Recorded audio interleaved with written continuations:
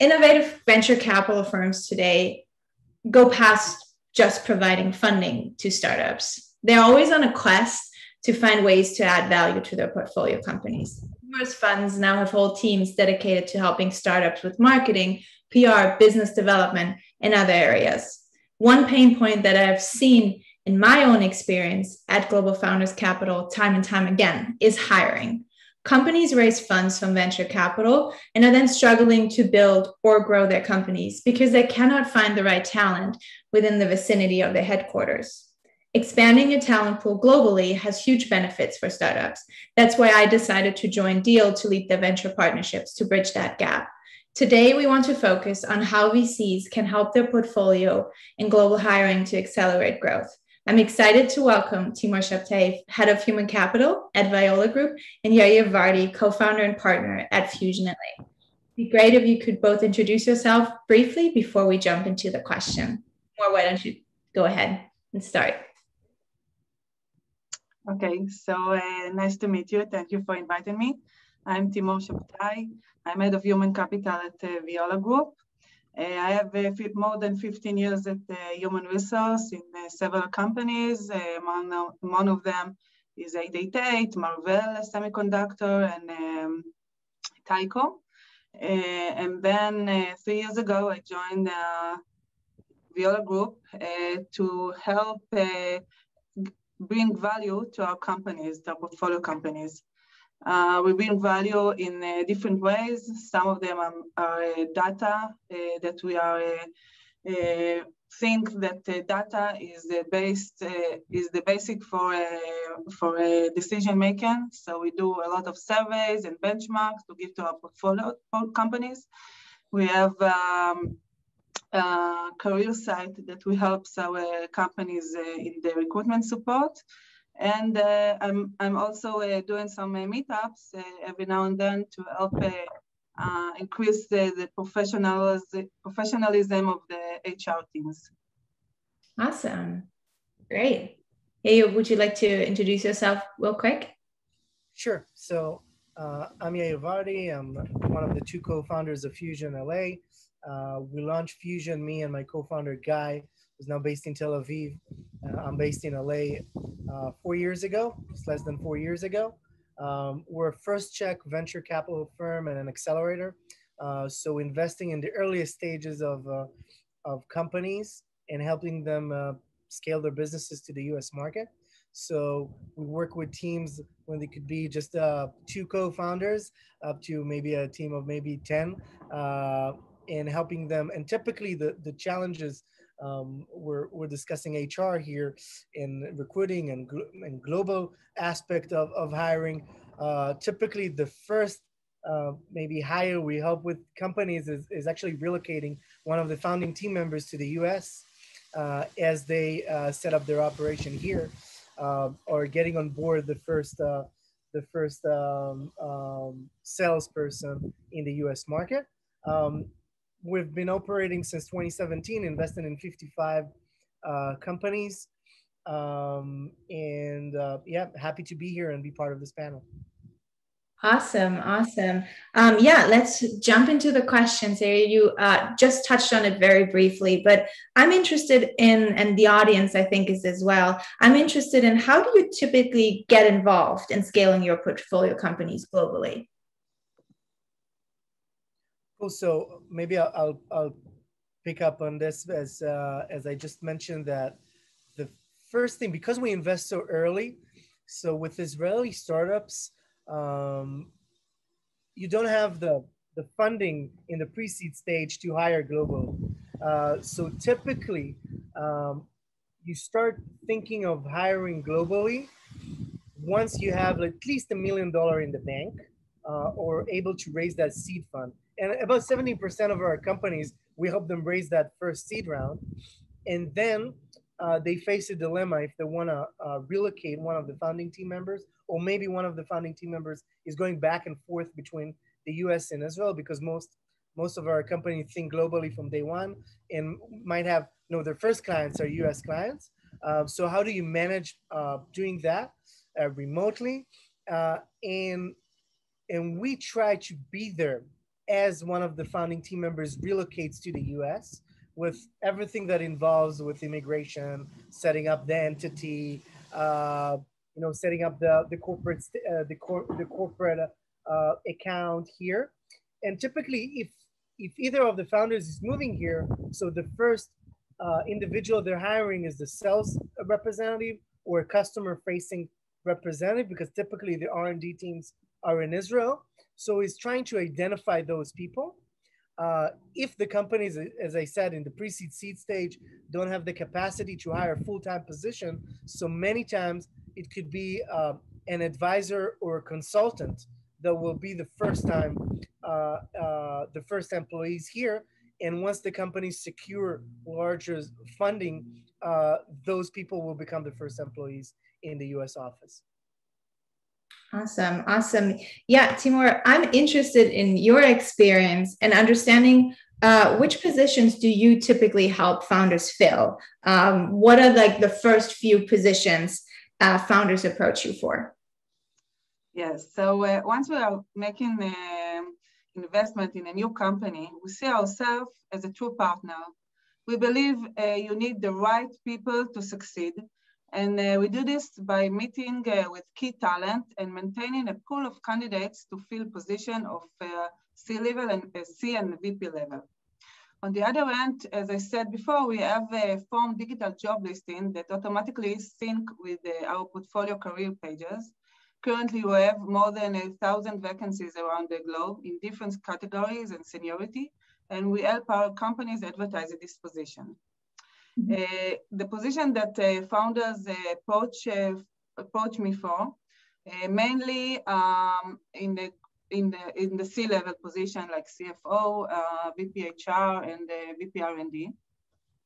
But in early stage companies, they might will request an assistant with building the R&D teams as well. Got it. Awesome. And then going off that, how important do you think it is for a venture fund to have a designated platform team or in-house recruiter? So the support we can give as a VC to our companies is more targeted as executive level positions. Mm-hmm. So each company, I think, should have a talent acquisition function to handle her own positions. Yeah. We have, as a VC, as a wide look on other companies, verticals, and qualifications needs, and can match between candidates to companies without of the box vision that maybe companies and CEOs don't see.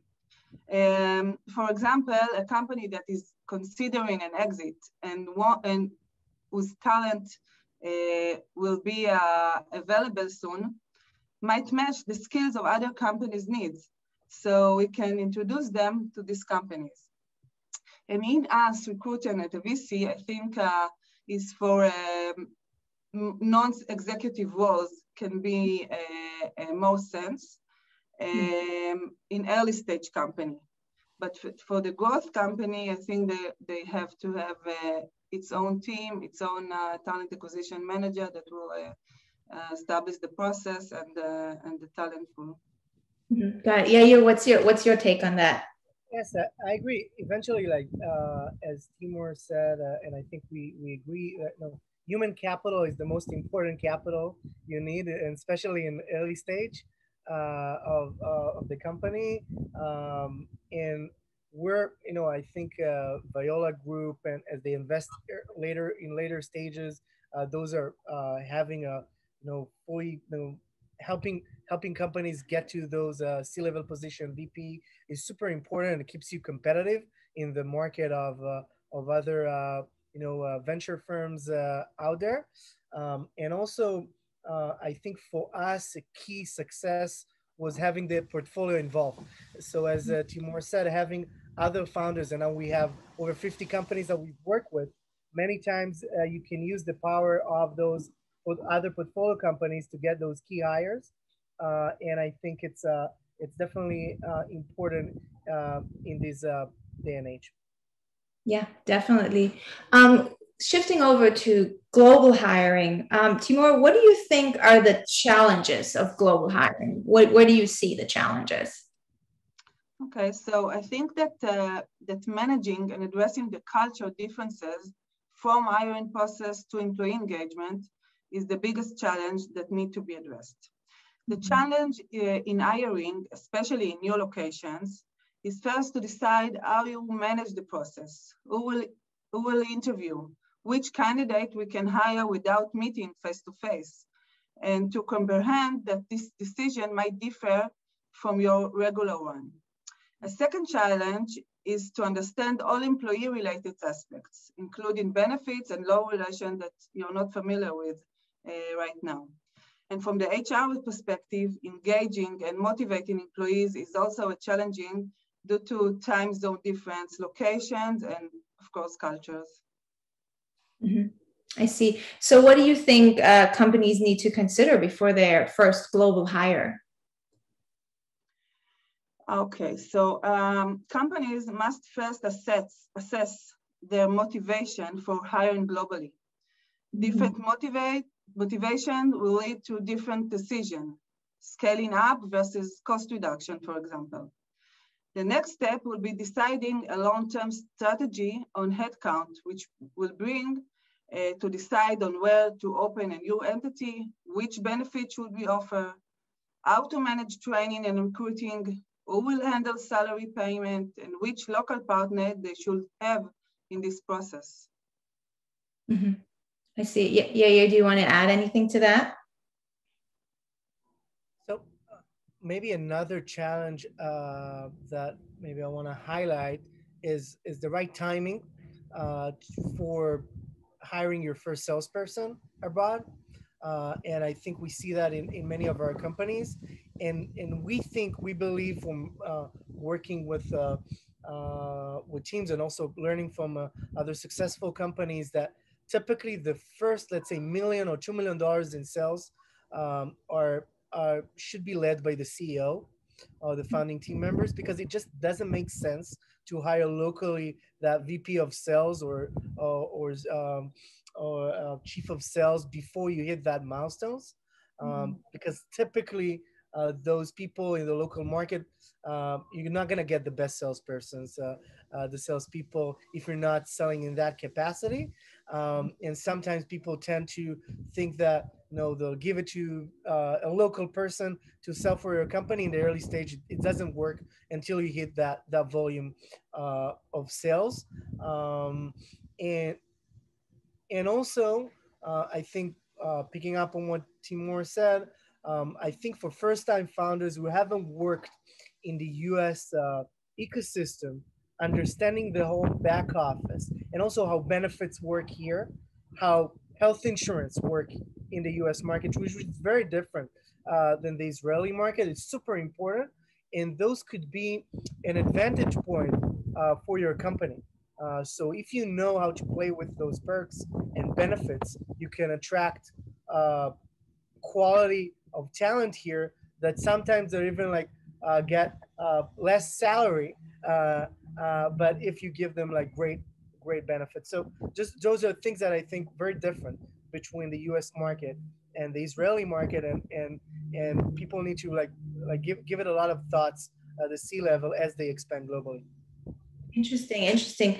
So leading from that, like talking about all the challenges that come with international hiring, why do you think that companies still go for hiring globally? What do you think the company go for again?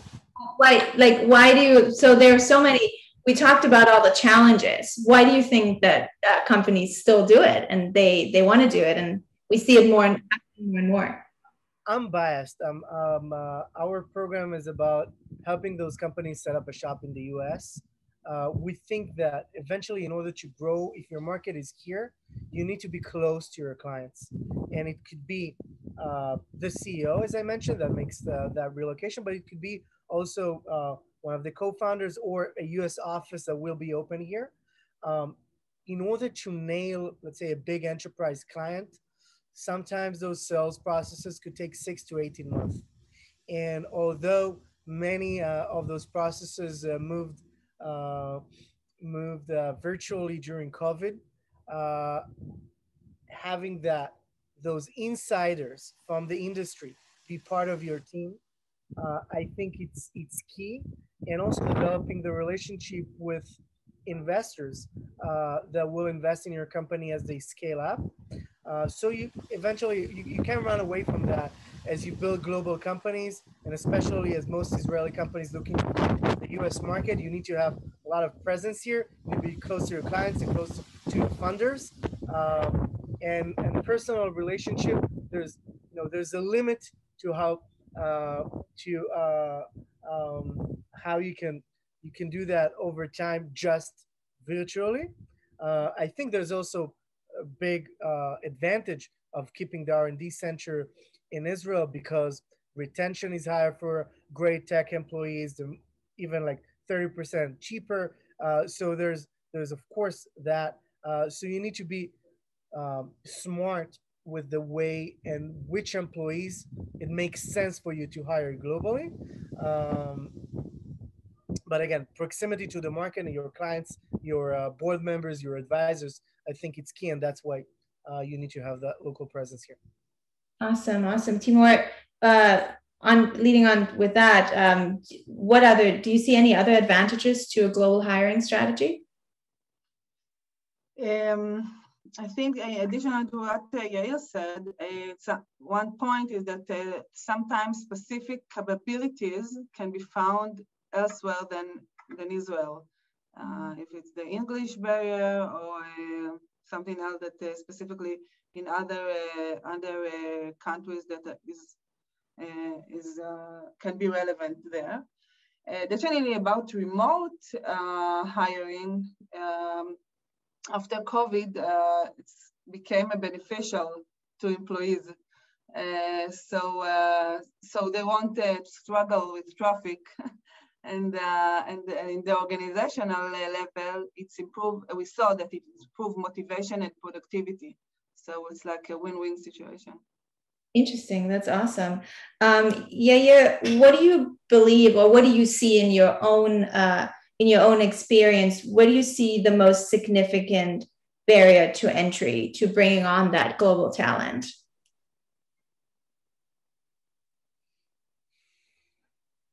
So I think for us in the earliest stages of companies is really identifying the right time to hire those employees, and a lot of the mistakes of hiring somebody that is too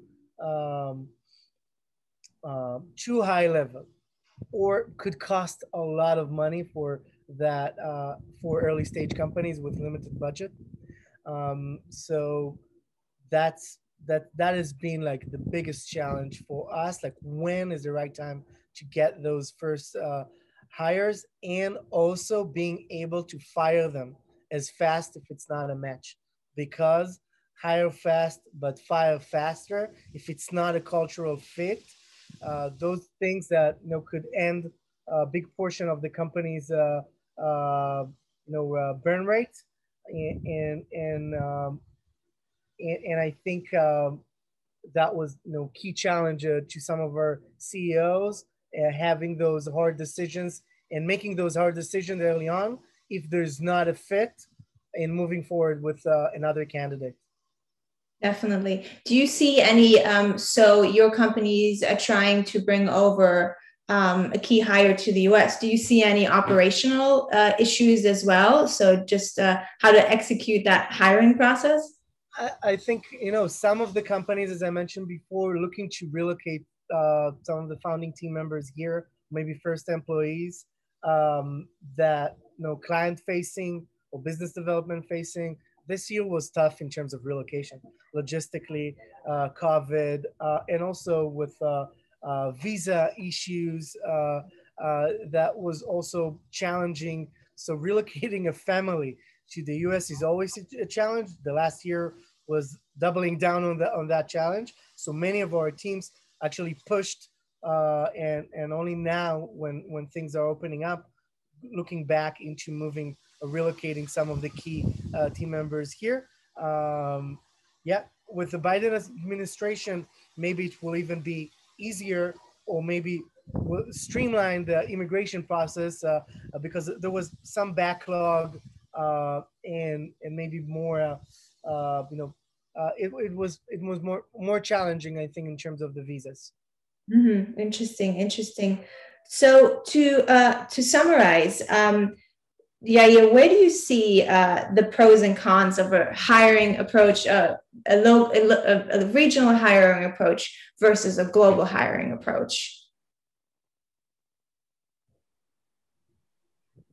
So I think, the key advantage of hiring locally, I think it's the company culture, being able to build a cohesive team, everybody in one office, if it's in Israel, in Tel Aviv. And as I mentioned before, I think retention, from my experience of Israeli employees, especially for tech talent in R&D teams, is higher. In terms of the key advantages of hiring globally, I think it's the proximity to the market, being able to hire that, as Timur said, those insiders, those experts that you can't find in Israel, and that makes more sense. It could be with language, it could be with industry experience, people that are able to establish long-term personal relationship that are hard to establish them over Zoom, and being able to assist with your, let's say, corporate enterprise sales and processes that take longer.